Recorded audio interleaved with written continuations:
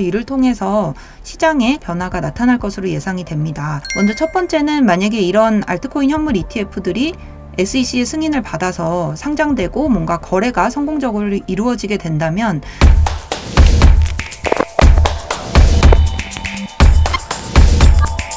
안녕하세요. 코빗 인사이트의 최윤영입니다. 작년에는 비트코인 현물 ETF 승인이 굉장히 중요한 이슈 중 하나였는데요. 올해 역시 여러 가지 알트코인 현물 ETF 승인에 대한 기대가 많이 높아진 상황입니다. 그래서 오늘은 알트코인 현물 ETF가 어떤 부분이 지금 신청서가 나와 있고 또 언제쯤 승인이 되고 이게 시장에 어떤 의미를 지니는지에 대해서 말씀드리려고 합니다.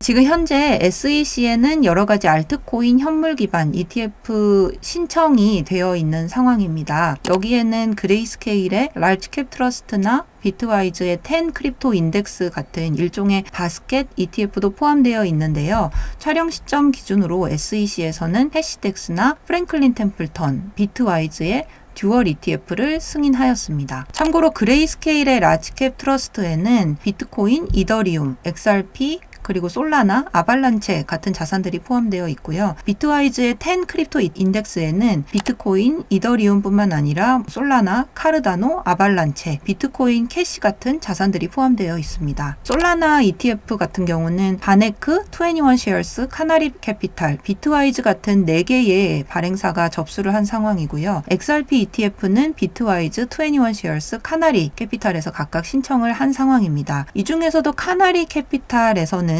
라이트코인과 헤데라 현물 ETF 신청서를 제출한 유일한 기관이기도 하죠.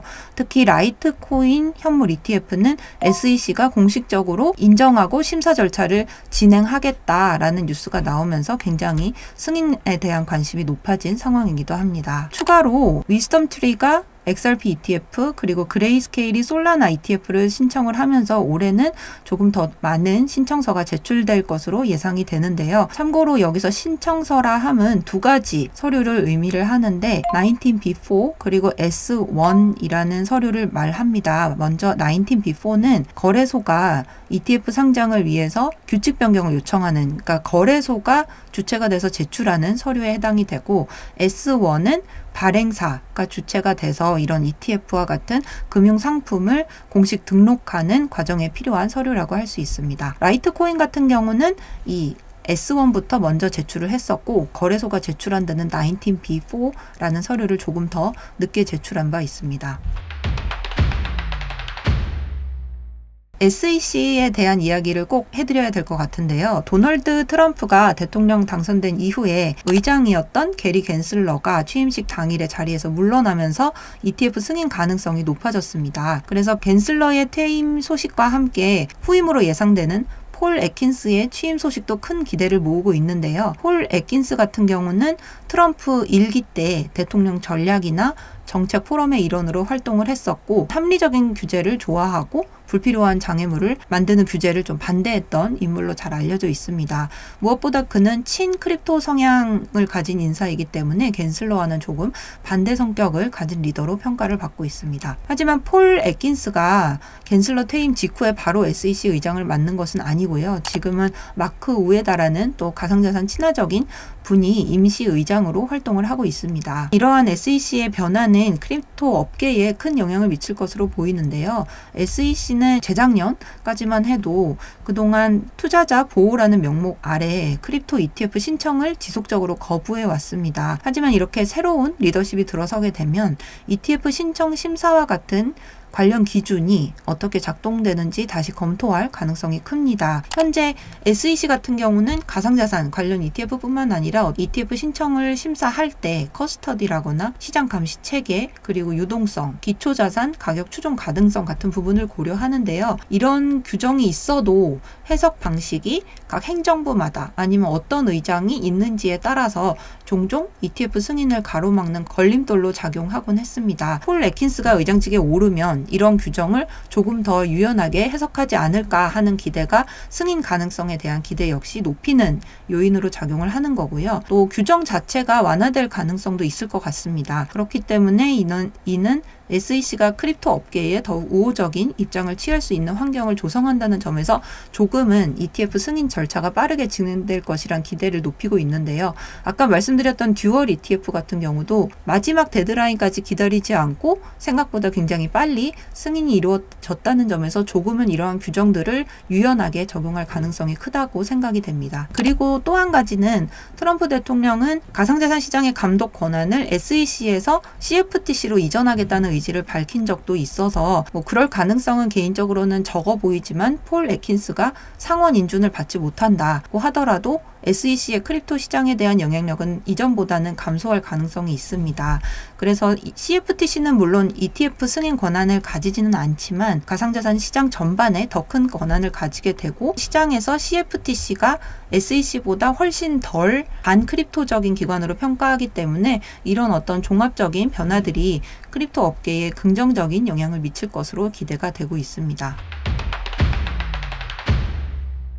승인 절차에 대해서 먼저 말씀을 드려야 될 것 같은데요. SEC 같은 경우는 ETF 신청 접수일로부터 45일 안에 초기 결정 내려야 되고 심사 기간은 최대 240일, 약 8개월까지 연장될 수 있습니다. 이 기간 동안에 이해관계자들이 의견을 제출할 수는 있지만 SEC는 이번 듀얼 ETF 승인 때처럼 이제는 240일을 맥스로 활용할 가능성은 좀 낮아 보이고요.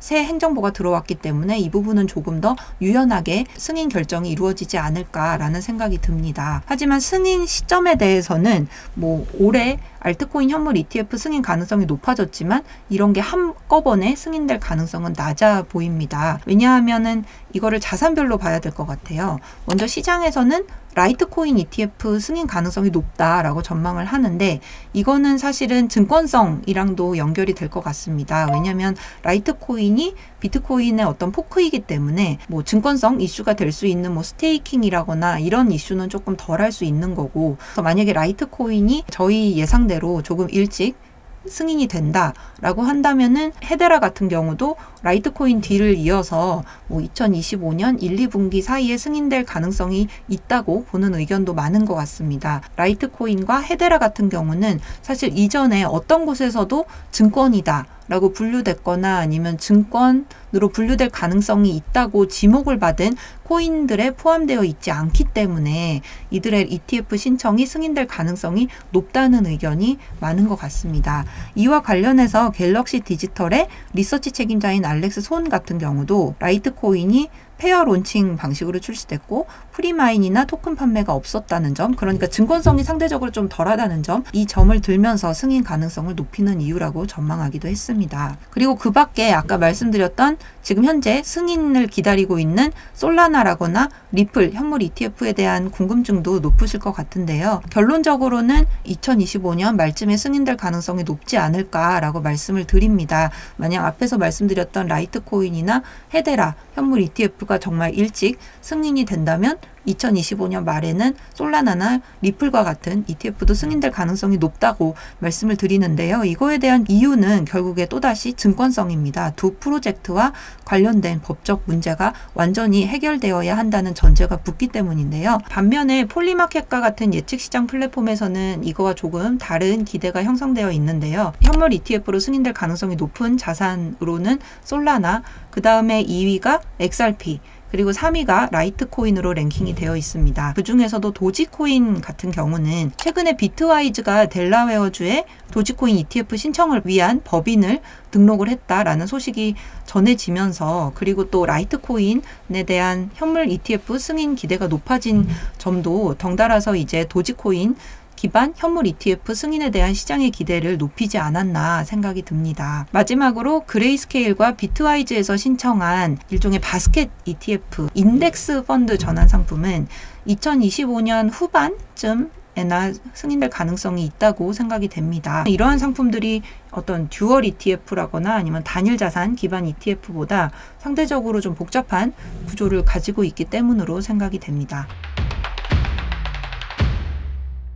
현재 대기 중인 알트코인 ETF 현황을 알아봤는데요. 이를 통해서 시장에 변화가 나타날 것으로 예상이 됩니다. 먼저 첫 번째는 만약에 이런 알트코인 현물 ETF들이 SEC의 승인을 받아서 상장되고 뭔가 거래가 성공적으로 이루어지게 된다면 자산운용사들이 조금 더 많은 추가적인 알트코인 ETF 신청서를 제출할 동기를 제공할 수 있을 것으로 보입니다. 이는 실제로 시장에 어떤 수요가 있다는 것을 입증하는 계기가 될 수 있기 때문에 어떤 연쇄 효과로 인해서 가상자산 시장 전체의 시총이 크게 증가할 계기가 될 수 있다고 생각이 됩니다. 그리고 추가적으로 이제 알트코인이 시장에 많은데 어떤 알트코인이 다음으로 ETF 승인 신청을 할 것이냐에 대해서는 참고로 그레이스케일 같은 자산운용사의 어떤 움직임을 단서로 활용할 수 있을 것 같습니다. 그레이스케일 같은 경우는 기관 투자자들의 관심을 받을 가능성이 있는 알트코인을 기반으로 어떤 신탁 형태의 트러스트 형태의 상품을 이제 많이 만들어내는 경우가 많기 때문에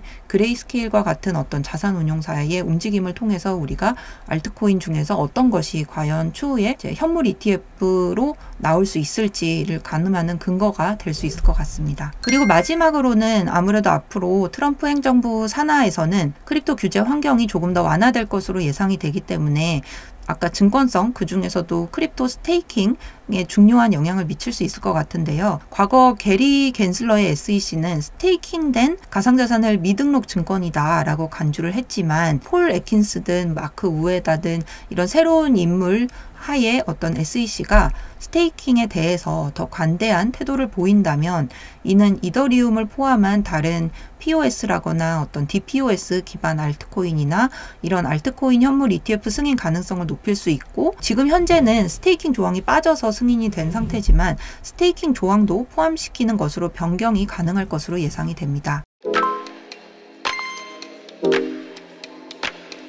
네, 오늘 저희가 준비한 내용은 여기까지고요. 추가 궁금하신 부분은 댓글 남겨주시면 저희가 답변 드리도록 하겠습니다. 감사합니다.